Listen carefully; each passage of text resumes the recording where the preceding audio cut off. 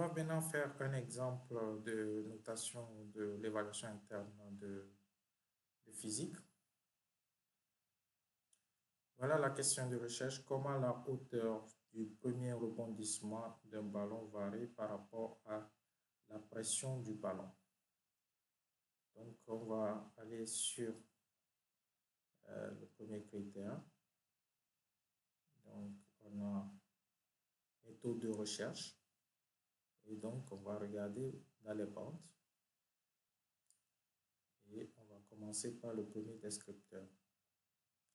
La question de recherche est indiquée sans contexte ou la question est résumée. Donc, déjà, il faut qu'on regarde la question de recherche. Comment la hauteur du premier ballon, du premier rebondissement d'un ballon varie par rapport à la pression. Okay. Donc, ici, on a la hauteur et la pression. Donc, on a la variable dépendante et la variable indépendante qui est dans la question. Très bien. Je retourne au descripteur. Mais le descripteur veut que j'aille loin. Est-ce que la question de recherche est résumée dans un contexte? C'est sans contexte ou dans un contexte large ou bien c'est dans un contexte spécifique approprié?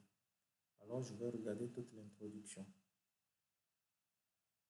Alors, je vais voir qu'il est en train de parler du ballon de basket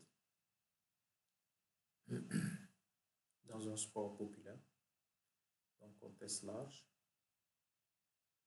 Et il parle de la pression qui est mesurée.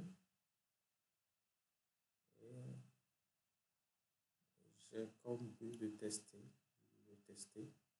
Pourquoi? Parce que je joue au basketball dans mon club au niveau semi-professionnel et toujours avant n'importe quel match, pendant les pauses, il est en train de spécifier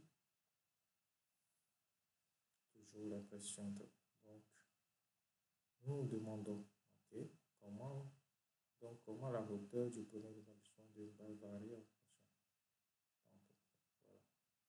Il a essayé. On va regarder le descripteur. Alors, la question de recherche est indiquée sans contexte. Donc, il y avait un contexte. Donc, on va au niveau supérieur, à la bande supérieure. On regarde le premier descripteur. La question de recherche est résumée dans un contexte large. Résumé, qu'est-ce que résumé veut dire?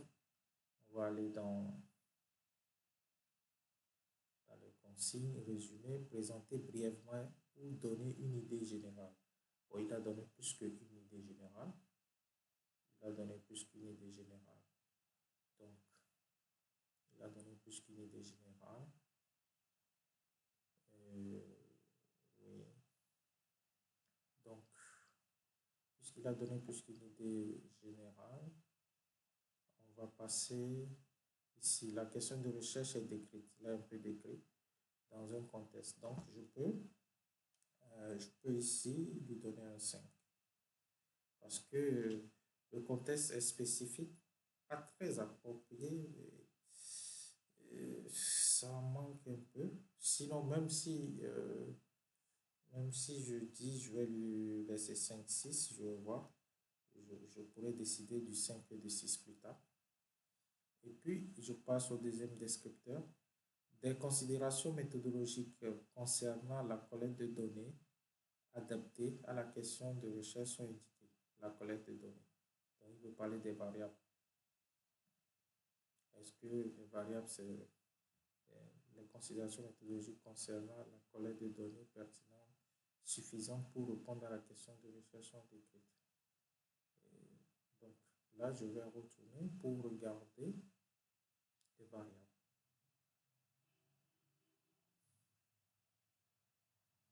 Très bien, il dit la variable indépendante, c'est la pression.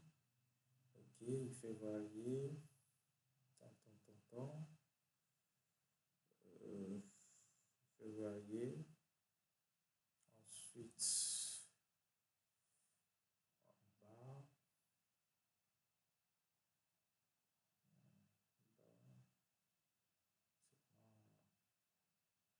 Fait varier.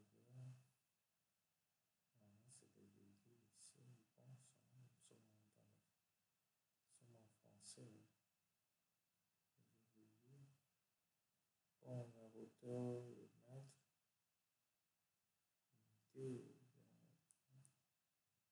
dit que c'est le mètre, mais ici, il vient le centimètre. On va faire ça. Dans le mètre.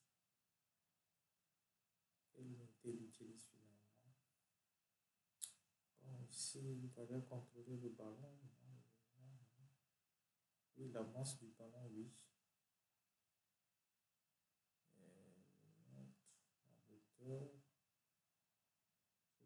Je vais mesurer. J'essaie de décrire un peu. On va voir ça. Contrôler la surface de la Terre. Oui.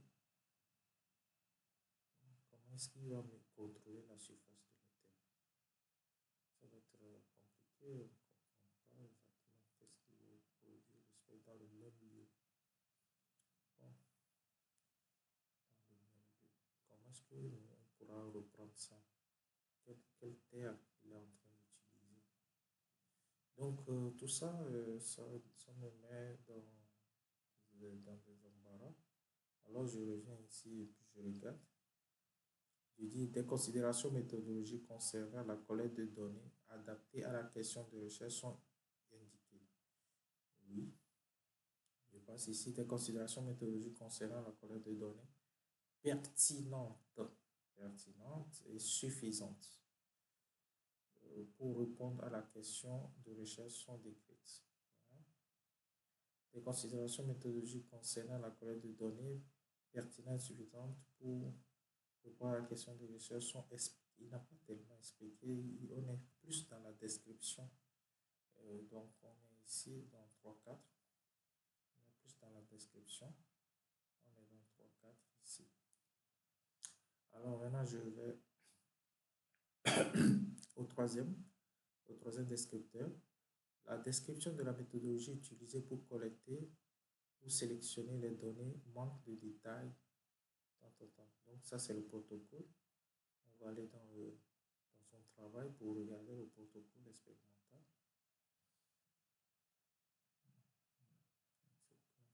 Ça c'est le matériel. Voilà, fixer un escabeau. Fixer un escabeau. Un escabeau. Si je veux reprendre quel escabeau exactement je dois utiliser, c'est compliqué là. Mais je ne sais pas quelle hauteur. Fixer, le mettre sur le mur. Quel mur? Mesurer la pression du ballon. Mettre le ballon en haut de l'escabeau. Comment? En haut. Laisser tomber. Comment on va mettre le ballon et le ballon va se laisser tomber? Je ne sais pas. Prendre une vidéo. Prendre une vidéo. Est-ce que dans le matériel il avait parlé de prendre la vidéo comment? Où est-ce que il faut placer l'appareil? Écrire la hauteur. Qu'est-ce qu'il va faire avec la vidéo? Okay. Écrire la hauteur du premier rebondissement. Faire les étapes 3 à 7. Changer la pression. Faire les étapes 3 à 7 5 fois. Répéter les 3 à 8 3 fois. Maintenant, quand il va faire tout ça, la vidéo va servir à mesurer. Donc, ici, il va utiliser la vidéo, il nous faut un logiciel. Il nous faut un logiciel pour savoir la hauteur. Dessiner le graphique. Avec quoi il va dessiner le graphique? Il manque beaucoup de choses. Il manque beaucoup de choses. Est-ce qu'il va dessiner le graphique avec Vmeka? Il y a le logiciel. La description de la méthodologie utilisée pour collecter ou sélectionner les données manque de détails pour permettre de reproduire la recherche. Ici, les descriptions utilisées pour collecter ou sélectionner les données permettent de reproduire la recherche avec peu d'ambiguïté et d'omission. Il y a beaucoup d'omissions. Il y a beaucoup d'omissions. Je peux rester ici à 3. Je peux rester ici à 3, sinon au pire 2.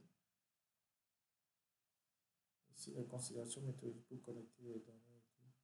Donc ici, je vais prendre 3. D'accord? Il est à 3. Ici, il est à 3. Et ici, il est à 5. 3, 4. 3, 3. Donc, meilleur ajustement, ce qui est sûr, il ne va pas être 5. Puisque la question de recherche est bien décrite et appropriée, n'a pas tellement de poids. Mais ça peut m'amener à donner dans cette bande le niveau maximum. Ça va faire 4. Et donc, ça fait 4. Alors, je peux dire que, comme commentaire, 4 sur 6, la question de recherche est bien formulée et présentée dans un contexte général, mais manque de précision pour certaines variables clés. La description de la méthodologie permet une reproduction avec un peu d'ambiguïté, mais quelques détails supplémentaires, notamment sur le matériel, les paramètres expérimentaux seraient nécessaires pour atteindre le niveau maximal. Donc, je peux faire ce type de commentaire. Donc, ensuite, je vais passer à l'autre critère.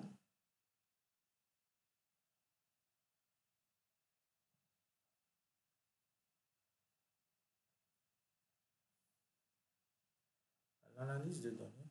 Donc, je fais toujours la même chose. Je regarde. La consignation et le traitement des données sont communiqués d'une manière qui n'est ni claire ni précise. La communication et la consignation des traitements de données est soit claire, soit précise. La communication et la consignation des données est à la fois claire et précise. Donc, c'est la consignation et le traitement des données. Donc, on va aller dans le tableau des données. Voilà les données. Voilà, donc, on constate qu'il y a 5 essais. Il y a 5 essais. Juste. Mais il avait dit que chaque essai, il avait fait ça plusieurs fois. Ensuite, il fait la moyenne. On a les incertitudes. L'incertitude est 0,01. Je ne sais pas avec quoi il a pu prendre l'incertitude.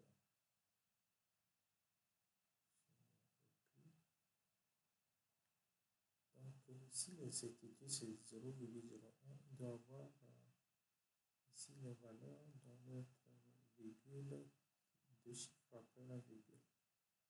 Ici. Ici également 2 chiffres après la virgule. Parce que il y a le problème là. C'est tout ça 0,01. Or ici, ça fait 0,2. On va avoir 2 chiffres après la virgule. Soit 0,20, 0,30. Il y a beaucoup de problèmes. Hein. Calculer la moyenne. C'est utile de la hauteur. Comment est-ce qu'il a fait ça? Qu'est-ce qu'il en a fait avec celui-là?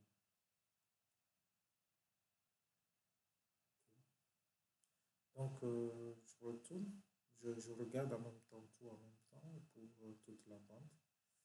Je vois que je n'arrive pas à bien lire. Ça, c'est quoi? Ça, c'est quoi? Tout ça, c'est quoi? C'est droite. C'est max, min.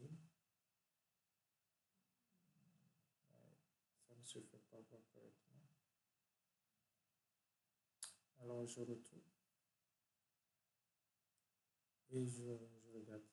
La consignation et le traitement de données sont communiqués de manière claire et qui n'est pas claire ici. La communication du traitement de données est soit claire, soit précise.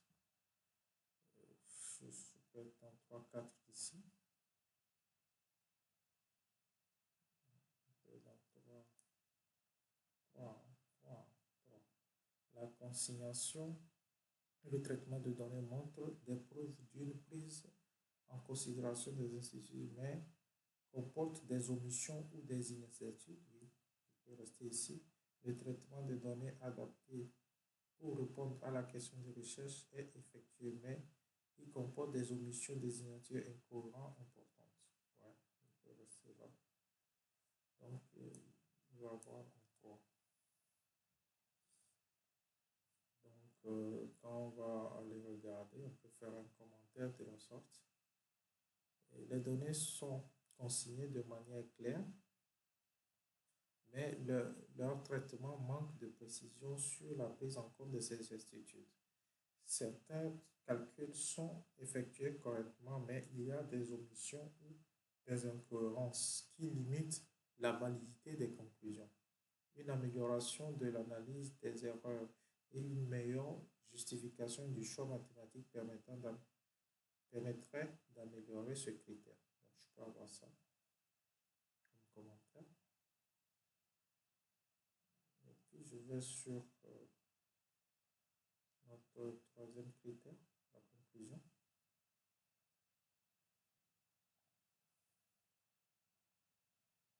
Il y a 2 descripteurs dans chaque bande. Donc, l'élève indique une conclusion qui est adaptée à la question de recherche, mais n'est pas. Et puis, la conclusion établit une comparaison superficielle. Donc, je vais aller à la conclusion pour lire ce qui s'est passé à la conclusion.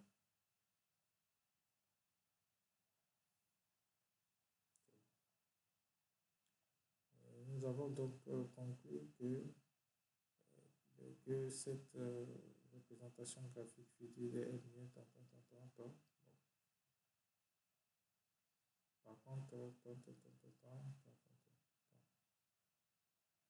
en comparant une expérience réelle, j'ai trouvé que sont proches, mais il ne dit pas comment ils sont proches. Leur base de rebondissement sur 15%. Comment il sait que c'est proche? L'écart type. Il a quand même comparé. Donc, je retourne ici. Je dis l'élève indique une conclusion qui est adaptée à la question de recherche, mais qui n'est pas étayée par l'analyse. Il a mis la figure.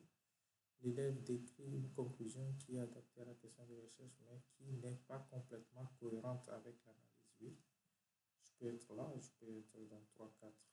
Je suis d'accord avec ça. Je peux être dans 3-4 ici. La conclusion décrite et établie dans une certaine mesure une comparaison avec un. Oui, il a essayé de faire. Donc,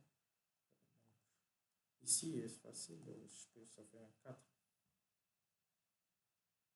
D'accord? Et donc, si je fais un 4, je peux donner un truc comme ça. La conclusion répond à la question de recherche et est partiellement cohérente avec l'analyse présentée. Cependant, la comparaison avec le contexte scientifique pourrait être approfondie, notamment par l'ajout de références aux théories physiques sous-jacentes. Bon. Nous allons aller au tout dernier. L'évaluation. Deux descripteurs. Le rapport indique des faits limites méthodologiques.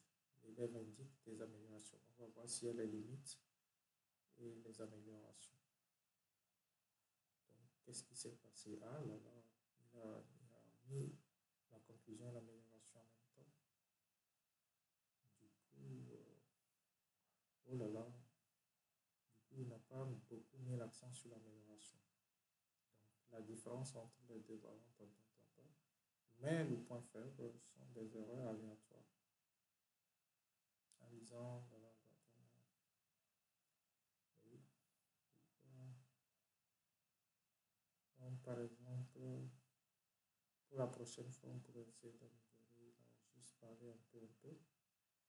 Il n'a pas essayé d'aller en profondeur. Donc, ici, le rapport décrit des points faibles ou des limites méthodologiques spécifiques.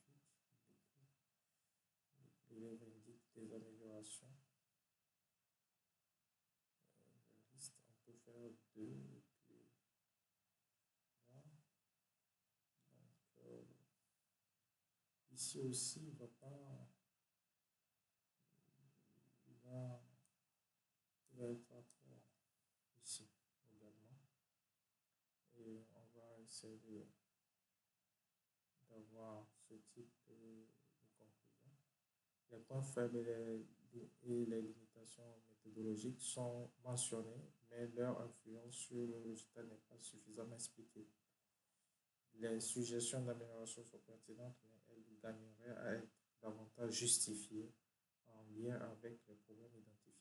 Donc au total, il a 14 sur 24, donc ça fait 5 sur 7. L'analyse présentée est globalement correcte, mais pourrait être améliorée en approfondissant les justifications des méthodes, l'analyse des incertitudes, la variation critique des limites de l'expérience. Avec quelques ajustements, ce travail pourrait atteindre un score plus élevé. Donc voilà un peu comment on fait un feedback pour l'élève pour qu'il puisse améliorer son travail. À très bientôt.